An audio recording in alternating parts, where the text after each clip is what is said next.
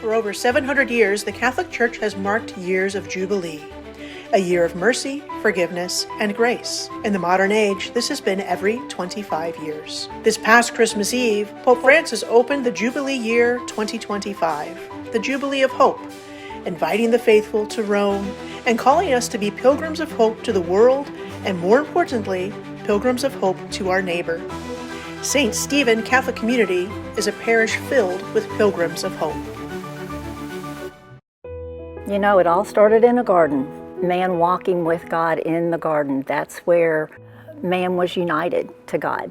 And so I think, you know, for that reason, it's important to have a prayer garden so that we know that even today, that we have a place that we can come to walk with God, to pray to God, and just to unite ourselves with God. So for that reason, it's very important to have a prayer garden. My name's Karen Land, and I've been part of the prayer garden ministry since the first of the year.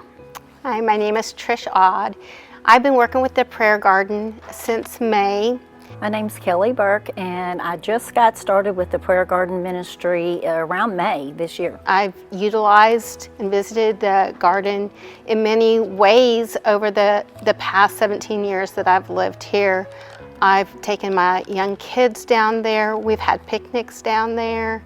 I've taken prep classes down there to teach them the rosary and just show them the garden. I've done VBS down there with games with lots of kids. So lots of visits with kids of all sorts.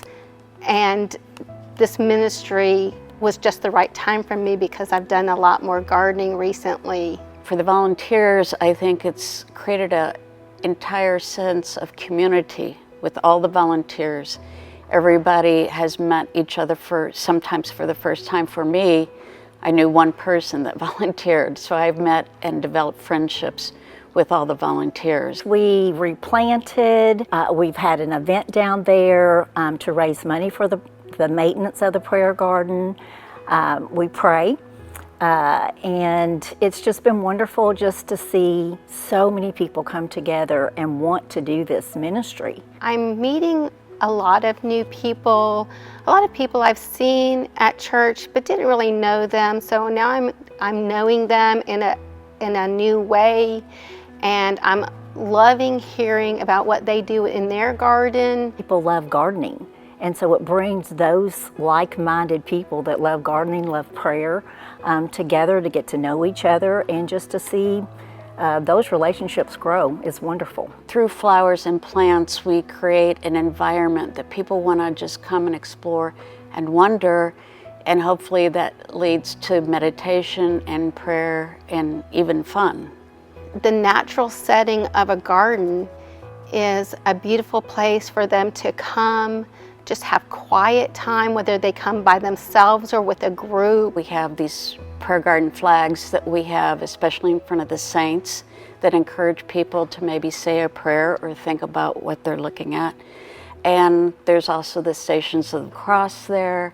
We also have, if you look at the pavers, each little gray paver is a bead on the rosary. During this Jubilee Year of Hope, Pope Francis has called us to seek and provide opportunities for people to have hope.